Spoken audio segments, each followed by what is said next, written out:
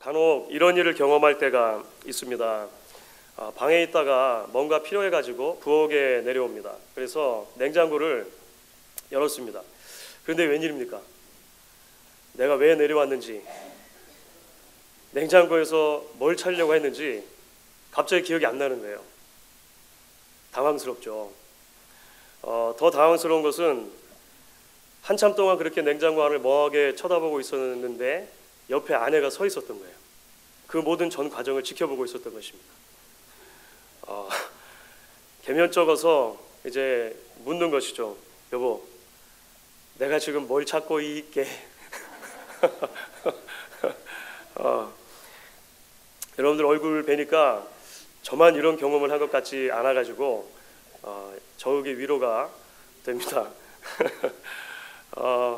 우리가 살아가다 보면 이런 종류의 일은 수도 없이 겪는 것 같습니다. 그렇죠? 그래서 가벼운 종류의 이런 망각이라면 방금 우리가 그랬던 것처럼 그냥 이렇게 웃고 지나갈 수 있는 것 같아요.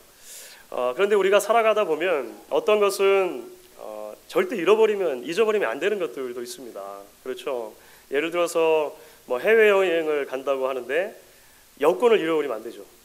여권을 가지지 못하고는 해외여행을 가지지 못하니까 아주 중요한 시험이 있는데 그 시험의 날짜와 장소, 시간을 잊어버리는 것은 말도 안 되는 일일 것입니다. 우리가 이제 대강절의 마지막 4번째 주일 예배를 오늘 드리고 있는데요.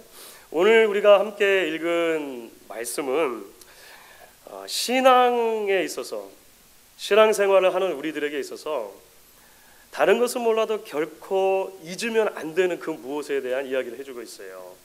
그게 무엇일까요? 그것은 복음입니다. 복음. 이 땅에 발딛고 살아가지만 하나님 나라의 시민으로 살아가는 저와 여러분이 다른 것은 몰라도 절대 잃어버리면 안 되는 것이 있는데 그것이 복음이다. 이렇게 사도 바울이 우리에게 이야기를 하는 것입니다. 자, 그렇다면 여러분, 복음이 왜 이렇게 중요할까요? 다른 것은 그냥 웃고 지나갈 수 있지만 복음을 잃어버리는 것은 왜 절대 일어나서는 안 되는 심각한 일이라고 성경이 이야기를 하는 것일까요? 오늘 말씀을 통해 우리가 몇 가지 함께 나누면서 하나님의 은혜를 나누고 또 위로와 도전을 함께 받을 수 있으면 좋겠습니다. 무엇보다도 먼저 복음이 왜 중요한가? 우리가 왜 복음을 계속 붙들어야 하는가? 복음은 결국 예수에 대한 이야기이기 때문에 그렇습니다. 이것이 가장 기본적인 이야기가 되겠습니다. 조금 더 풀면 이렇게 설명할 수 있겠죠. 복음은 예수 안에서 죄인을 구원하시는 하나님의 주권적인 은혜에 대한 복된 소식입니다. 결국 이 땅에 발딛고 살아가는 성도들이 복음을 잊을 수 없다는 것, 복음을 우리가 계속 붙든다고 하는 것은 결국 뭘 의미하는 것이냐면 내가 어떻게 구원받았지? 내가 지금 누구를 이 세상이 끝날 때까지 기다리는 것이지? 라고 하는 것을 잊지 않는 것과 연관이 된다라고 하는 거예요. 이런 로마서라고 하는 바울의 편지는 사도 바울이 그야말로 로마에 있는 교회에 보낸 편지가 되겠습니다.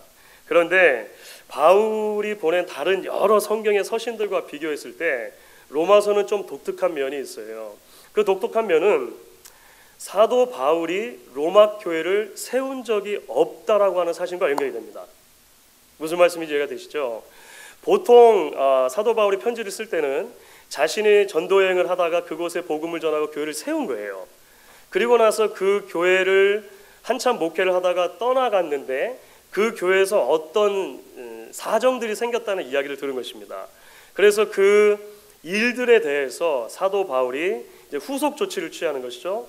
권면하기도 하고 위로하기도 하고 조언하기도 하고 도전하기도 하고 이런 내용들이 보통의 사도 바울의 서신서들의 내용이라고 하는 거예요. 그런데 로마서는 다르다는 것입니다. 왜냐하면 로마 교회를 바울이 세우지 않았기 때문에 그래요. 그 로마 제국의 심장이었던 그 로마 수도에 어떻게 해서 교회가 세워졌는가 정확하게 알 길은 없습니다. 그리고 지난 2000년 동안에 수많은 사람들이 많은 의견들을 내놓았겠죠. 우리가 사도행전의 기록을 미루어서 짐작할 수 있는 것은 적어도 사도 바울에게 복음을 듣고 예수를 믿었던 사람들 가운데 이 로마 출신들이 있었을 것이고, 그 로마 출신들이 나중에 로마로 돌아가서 자발적으로 그 안에서 신앙의 공동체가 생겼을 것이라고 보는 것이 아마 제일 그 합리적인 추론이고 가능성 있는 추론 중에 하나라고 생각이 됩니다. 많은 학자들이 그렇게 추론들을 해내죠. 하지만 말씀드렸던 것처럼 이제 로마에 있는 교회가 바울이 직접 세운 교회가 아니기 때문에 로마서라고 하는 편지는 다른 편지들과 비교했을 때 독특한 특징을 가지고 있는 것입니다. 어떤 구체적인 정황이나 상황에 대한 어떤 그 조언으로 주어졌다기보다는 바울은 여기서 좀 더 포괄적으로 복음이 무엇인가를 밝히는 거예요. 그래서 기독교 역사상에서 성경 가운데 복음이 가장 잘 집약되어 있는 책이 어딘가라고 하면 거의 대부분은 로마서를 택했습니다. 그리고 실제로 로마서를 통해서 회심을 경험한 사람들이 기독교 역사 가운데 많이 있고, 우리가 그 중에 이제 대강절을 시작하는 첫 주간에 살펴봤던 어거스틴이라고 하는 사람도 있고, 루터도 있고, 이런 것을 우리가 볼 수가 있어요. 그러니까 로마서는 복음이 무엇인가 바울의 탁월한 요약이고 변증이라고 할 수 있는 것이죠. 그래서 어떤 신학자는 성경을 아름다운 반지에 비유한다면 로마서는 그 반지에서 가장 반짝반짝 빛나는 보석 있잖아요. 보석의 종류는 말하지 않았지만 하여간 보석이다, 이렇게 이야기를 했습니다. 오늘 본문은 그 편지의 서론이자 인사말이죠. 우리가 1절부터 7절 읽지 않았습니까? 그런데 그 인사말에서부터 바울은요 곧장 복음의 핵심으로 달려갑니다.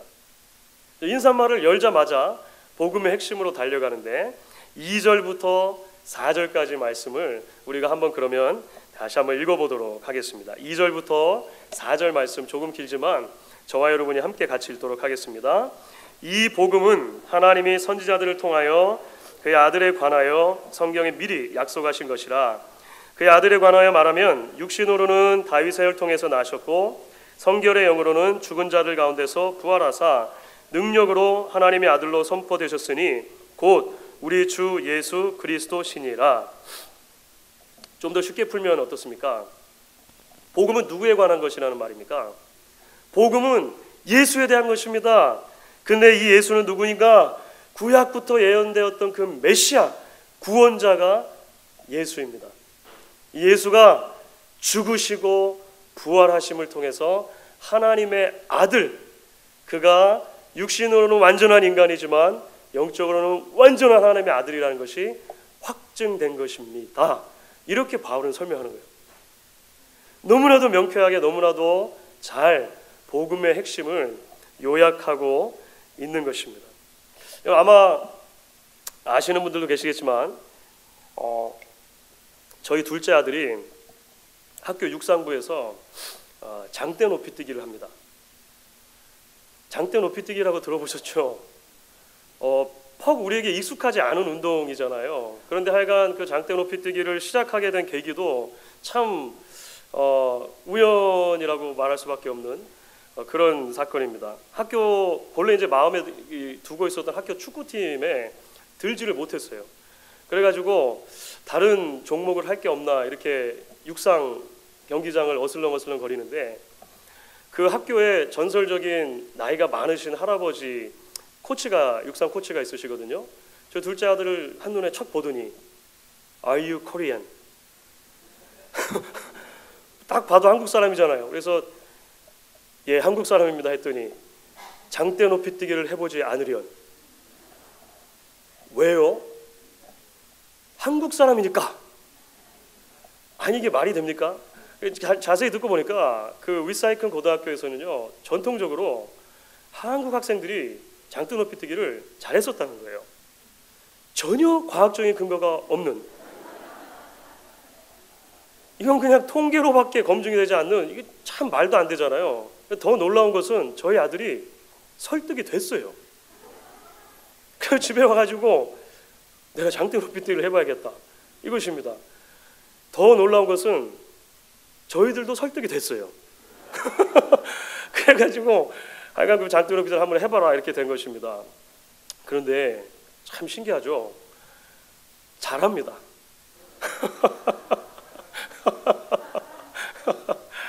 이게 자랑 아닌 자랑이 됐는데요. 처음 들어갔을 때 보통 아이들이 6피트를 못 넘는데 얼마 지나지 않아 가지고 아이가 몇 달 지나지 않았는데 9피트를 넘었어요. 9피트를. 그리고 지금 10피트를 넘으려고 시도를 하고 있어요. 그래서 지난 학기 동안에 그 장대노 비트기 하는 아이들 중에 가장 그 실력이 늘은 학생으로 유망주로 지금 뽑혀가지고 하여간 학교에서 열심히 그 꼬챙이 하나 들고 다니면서 연습을 하고 있습니다. 여러분 10피트면은 어느 정도 될까요? 10피트는 3m 좀 넘습니다. 3m 좀 넘는데 그걸 꼬챙이 하나 들고 뛰는 거예요. 그런데 여러분 장대노 비트기 남자 세계 기록은 몇 미터쯤 될까요? 전 세계 기록이 지난 2014년도에 20년 만에 깨졌습니다. 20년 만에 깨졌는데 6m가 조금 넘어요. 6.14m를 한 선수가 뛰어가지고요. 그러니까 20피트가 되는 거죠. 20피트. 그러니까 사람이 장대만한 가지고 열심히 연습을 해가지고 6m가 넘는 그 높이를 훌쩍 뛰어넘는 모습을 한번 상상해 보세요. 참 놀랍죠. 그렇죠, 놀랍죠. 그 장대노 피팅 하는 거 보셨는지 모르겠습니다만 이 한 마리 새처럼 이렇게 쫙 날아가는 그런 모습 있잖아요. 정말 참 멋들어집니다. 그런데 여러분, 사람이 아무리 노력을 해서 높이 뛰고 아무리 노력을 해서 멀리 뛰어도 절대로 가까이 갈 수 없는 하나의 간격이 있다라고 성경이 말을 해요. 그렇죠? 3m 뛰는 것도 놀랍고 6m 뛰는 것은 더 놀랍지만 성경은 우리에게 사람이 아무리 노력을 해도 결단코 뛰어넘거나 가까이 갈 수 없는 것이 있다라고 이야기하는데 그것이 바로 하나님과의 관계입니다. 그렇죠? 사람 편에서 아무리 힘을 다해도 자기가 가지고 있는 죄의 짐을 넘어서 하나님께로 갈 수 있는 방법이 없다라고 성경이 이야기를 해요. 사람 편에서 아무리 노력을 하고 도움닫기를 해서 뛰어도 하나님과 우리 사이에 죄가 갈라놓은 그 넓은 간격을 우리 편에서 넘어갈 수 없다라고 성경은 이야기를 하는 것입니다. 복음이 좋은 소식인 이유가 뭘까요? 복음은 나에서 출발하지 않고 하나님에게서 출발하기 때문에 그렇습니다. 그렇죠? 복음은 나의 연약함과 나의 허물과 나의 한계와 나의 철저한 부패도 불구하고 여전히 나를 사랑하셔서 자신의 아들 예수 그리스도를 보내어 주신 그 하나님의 사랑의 이야기, 그리고 그 아들 예수에 대한 이야기로 시작한다라고 하는 거예요. 그렇기 때문에 결국 이 땅에 발을 딛고 살아가는 동안 성도들이 복음을 붙든다고 하는 것 무슨 의미가 있습니까? 항상 우리의 신앙의 출발을 어디에 두는 것이 복음을 붙드는 것일까요? 하나님께, 예수 그리스도께 두는 것이 복음을 붙드는 것입니다. 복음을 붙든다고 하는 것은 항상 성경을 이렇게 들고 우리 심장 가까이 끼고 다니는 것을 충분하지 않다는 거예요. 복음을 붙든다는 것은 우리의 신앙의 모든 출발점이, 우리의 삶의 모든 근거가 예수께 있다라고 고백하는 것이죠. 그 예수를 우리 위해 보내주신 하나님께 따라 고백하는 것입니다. 나를 위해 이 땅에 오신 예수, 나를 위해 십자가의 고통과 죽음을 당하시고 부활하신 예수가 나의 가장 큰 위로가 되는 것입니다. 나를 위해 부활하시고 승천하시고 나를 위해 다시 오실 그 예수, 그 예수를 생각할 때 가장 큰 소망이 되는 것, 그것이 결국은 복음을 붙드는 것이다, 이렇게 이야기할 수 있다는 것이죠. 그렇기 때문에 여러분, 복음은 동시에 조금 더 나아가면 결국 예수의 사람들에 대한 이야기가 되어야 합니다. 그렇죠? 그러니까 성경이 말하는 복음은 이 두 가지 면을 함께 다 가지고 있는 거예요. 복음은 철저하게 예수에 대한 이야기일 뿐만 아니라 그 예수 그리스도를 통해 변화되고 구원받은 하나님의 백성들, 예수의 사람들에 대한 이야기이기도 하다는 거예요. 우리는 오늘 말씀 가운데 바울이 이제 스스로를 로마 교회에 소개를 하는 대목을 통해서 이 진리를 구체적으로 보게 됩니다. 먼저 1절을 한번 보십시오.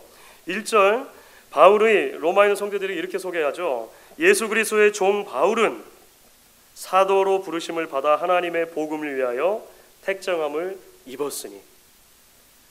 바울이 자기 자신을 종이라고 소개를 합니다. 종이라는 말은 노예라는 말이죠. 노예. 바울 시대 로마 시대에 굉장히 많은 인구의 비율을 차지하고 있었던 노예입니다. 노예는 단순하게 집에서 일하고 밥 짓고 빨래하고 하는 하인하고는 좀 달라요. 노예는 철저하게 주인의 소유물입니다. 짐승하고 똑같이 취급이 되었어요. 실제적으로 당시 로마 시대 기록을 보면 당나귀와 노예는 별로 다르지 않다. 다른 점이 있다면 노예는 말을 할 수 있다는 것이고 당나귀는 말을 못한다는 것이다. 유일한 차이가 왔습니다. 그러니까 노예는 주인의 것인 거예요. 주인의 소유가 돼서 자신의 삶이 전혀 없는 것입니다. 자신의 무엇인가를 이야기할 수 없는 거예요. 우리가 잘 아는 것처럼 바울은 이제 스스로를 예수 그리스도의 노예다 이렇게 부르는 거예요. 예수의 소유, 예수의 것 되었다라고 말을 한다는 것입니다. 우리가 아는 것처럼 사실은 신분상으로 바울은 자유인입니다. 그렇죠. 바울이 온전한 혈통의 유대인으로 태어나기도 했고 동시에 온전하게 로마 시민으로 태어나기도 했습니다. 그러니까 나면서부터 로마 시민이었기 때문에 완전한 자유를 누리는 자유인이었다라고 하는 거예요. 게다가 많은 배움을 통해서 학문을 쌓은 대단히 유능한 사람이었습니다. 그런데 이 바울이 다메섹으로 가는 길에서 예수를 만나고 난 뒤에 그리고 그 이후에 하나님의 말씀을 통해서 복음이 무엇인가 꼼꼼하게 살펴본 뒤에 알게 됐다는 거예요. 아, 나의 인생은 예수 안에서가 아니면 아무 의미가 없는 것이구나. 바울은 깨달은 거예요. 예수를 부르신, 예수께서 불러주신 그 사명이 아니고서는 나의 삶 가운데 의미를 찾을 만한 일이 없는 것이구나 라고 바울은 이해하기 시작했다는 거예요. 그래서 자신을 소개할 때마다 바울은 이제 자기를 예수의 종이라고, 노예라고 소개를 합니다. 예수께서 불러주셔서 사도로 세움을 받았다라고 계속해서 이야기를 하는 것이죠. 이제 이런 바울이 자신뿐만 아니라 그 로마에 있는 성도들도 그런 식으로 불러주는 것을 오늘 말씀을 통해 보게 되는데요. 6절과 7절 말씀입니다. 바울이 로마 성도들에게 어떻게 그들을 부르며 인사를 전하고 있는가. 6절과 7절 말씀 우리 같이 한번 읽어보도록 하겠습니다. 너희도 그들 중에서 예수 그리스도의 것으로 부르심을 받은 자니라. 로마에서 하나님의 사랑하심을 받고 성도로 부르심을 받은 모든 자에게 하나님 우리 아버지와 주 예수 그리스도로부터 은혜와 평강이 있기를 원하노라. 그렇습니다, 여러분. 복음이 예수의 사람들을 만들어내는 것입니다. 복음이 교회를 만들어내는 것입니다. 그래서 저와 여러분은 예수의 것입니다. 그렇죠. 오늘 바울이 성도들에게, 로마 교회 있는 성도들에게 말하는 것과 똑같은 것이 우리에게 적용되는 거예요. 교회는 예수가 주인이고 예수가 머리라고 하는 것입니다. 예수 안에 주시는 그 하나님의 사랑 안에서만 성도에게도 교회에게도 참된 은혜와 평강이 있게 되는 것이라고 바울이 선포하는 것이죠. 여러분들 이 사실을 믿으십니까? 그런데 여러분, 문제는 많은 경우에 이 명백하고 단순한 진리를 우리가 잊는다는 데 있는 것입니다. 그렇죠? 복음이 없이도 성도가 성도 될 수 있다라고 생각하고 예수가 없이도 교회가 교회 될 수 있다라고 우리는 믿게 되고 살게 되는 참 어처구니 없는 일들이 실제로 생긴다는 거예요. 냉장고에 실컷 내려와가지고 냉장고 문을 열고서 내가 지금 왜 냉장고를 열었지? 너무나도 어처구니 없는 일이잖아요. 그런데 구원받은 백성으로 예수의 첫 번째 오심과 두 번째 오심의 사역을 살아가는 성도들과 교회들도 때로는 내가 지금 누굴 기다리고 있는 거지? 나의 주인이 누구지? 우리 교회의 주인이 누구지? 혼란스러울 때가 분명히 온다는 것입니다. 언뜻 들으면 말이 안 되는 것 같으시죠? 말이 안 되는 것 같죠? 어떻게 그런 일이 있겠는가? 냉장고 앞에서 내가 늘 실수하지만 이것은 좀 말이 안 되지 않는가? 여러분 정말 그렇습니까? 한 달 전인데요. 11월 중순쯤에 한국의 여러 일간지들에서 실렸던 뉴스가 있습니다. 기사의 그 제목이 사실 좀 자극적인데요. 기사 제목은 이런 제목입니다. 카지노 VIP 목사 공금 30억 탕진해 징역 4년 6월. 이게 제목이에요. 그러니까 이 사건의 주인공은 한국의 한 교단의 사실 총회장까지 지내셨던 교단의 큰 어르신인데, 그 교단 전체의 공금과 신학교의 공금을 자의로 운영해가지고 그게 30억 정도가 되는데 자의로 운영해가지고 공금 횡령으로 실제적으로 실형이 4년 6개월이 선고가 떨어진 것입니다. 이제 감옥을 사셔야 돼요. 더 놀라운 것은, 더 충격적인 것은 그렇게 30억이나 되는 큰 돈을 탕진한 이유죠. 아까 언뜻 제목에서 감지하셨듯이 도박 때문에 그렇습니다. 도박. 강원랜드라고 있습니까, 한국에? 저 처음 들어봤는데 한국에 강원랜드라고 하는 카지노가 생겼대요. 근데 이분 2008년도부터 이 강원랜드의 VIP 손님. 근데 기사에 의하면 VIP 손님은 아무나 되는 게 아니래요. 그냥 보통 가서 보통 적당한 돈을 써서는 VIP가 될 수 없다는 거예요. 하여간 무지 많이 가고 무지 많이 돈을 써야 VIP가 되는데 2008년부터 이분이 VIP가 되셨다는 겁니다. 주일만 빼고 거의 도박장에서 시간을 보내고, 심지어 주일도 도박장에서 시간을 보냈다니까 굉장히 부끄러운 일이죠. 그래서 도주에 우려가 있다 이렇게 해가지고 법정에서 바로 구속이 됐습니다. 이게 지난 11월에 있었던 일이에요. 이 뉴스를 보면서 사실 참 마음이 아팠어요. 참 마음이 아팠습니다.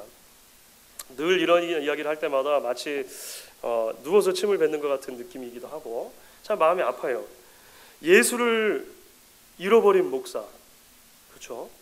복음을 잃어버린 사역자의 비참하고 부끄러운 현 주소를 너무나 적나라하게 보는 것 같았기 때문에 그렇습니다. 그런데 여러분, 우리가 이것을 하나의 극단적인 예라고만 이야기할 수 있습니까?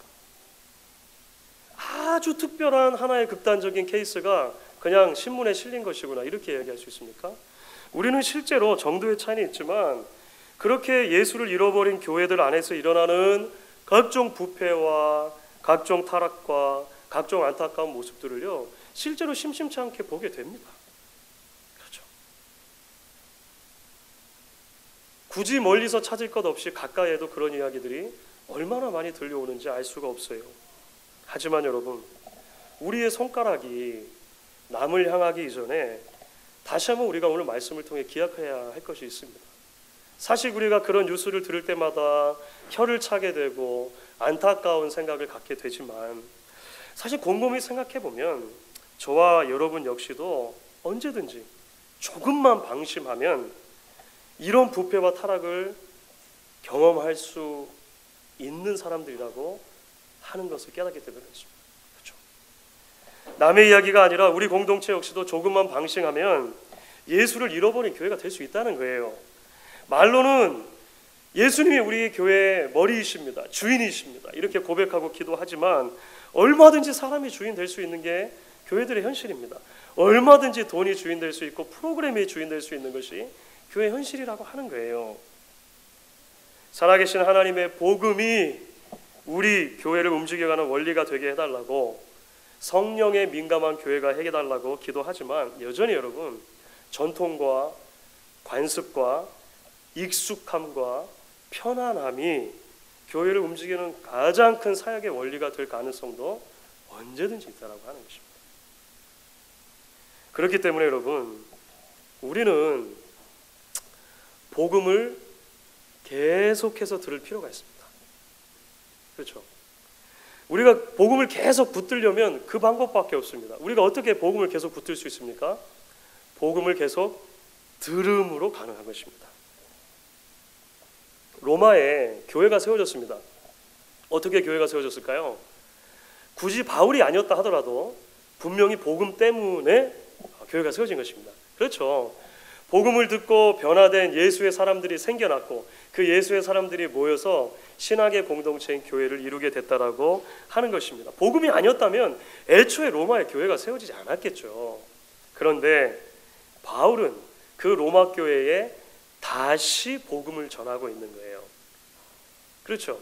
로마서라고 하는 편지는 이미 복음 위에 세워진 교회에다가 다시 복음이 무엇인가를 세세하게 설명해 주는 바울의 메시지라고 하는 것입니다. 왜 그렇습니까? 계속해서 듣지 않으면 잊기 때문에 그래요. 그렇죠. 잊으면 바로 그 잊는 순간이 교회가 세상과 구분되지 않는 순간이 되는 것이고, 빛과 소금의 역할은커녕 세상의 염려거리로 전락하게 되어지는 순간이기 때문에 그렇다고 하는 것입니다. 사랑하는 여러분, 로마 교회가 복음을 다시 들어야 했던 것처럼 우리도 복음을 계속 들어야 할 것입니다. 그리고 복음을 선포하는 교회, 복음을 붙드는 교회, 그 복음을 전하는 교회가 될 수 있도록 저와 여러분이 늘 하나님 앞에 깨어 있어야 할 것입니다. 기대하는 것은, 꿈꾸는 것은 2017년도가 이런 한 해가 될 수 있기를 저는 간절히 소망하고 꿈꿉니다. 여러분들이 저희 교회가 다른 것보다도 우리가 해야 될 기본적인 모든 것들을 다 감당하되 그 모든 것들 이전에 이 복음에 대한 열정을 다시 회복하고 그 복음을 다시 붙들고 복음을 깊이 묵상하게 되어지는 우리 공동체가 될 수 있기를 같이 꿈꿔줄 수 있기를 기대하는 것입니다. 말씀을 정리하도록 하겠습니다. 우리가 대강절 기간을 지나면서 지난 4주 동안 기다림이라는 주제로 함께 말씀을 나눴죠. 예수님의 첫 번째 오심과 두 번째 오심, 이 사이를 살아가는 우리들이 붙들어야 하는 성경적인 진리를 함께 계속 나누었습니다. 사랑하는 여러분, 예수님이 성탄의 주인이시죠? 맞습니까? 예수님이 성탄의 주인이십니다. 그리고 여러분, 그 성탄의 주인이신 예수님이 저와 여러분의 주인이기도 하십니다. 우리의 교회의 주인이기도 하십니다. 그래서 오늘 말씀을 마치며 바울을 제가 조금 흉내내가지고요. 오늘 말씀의 7절을 제가 조금 변형해서 여러분들에게 축복의 인사를 드리기 원합니다.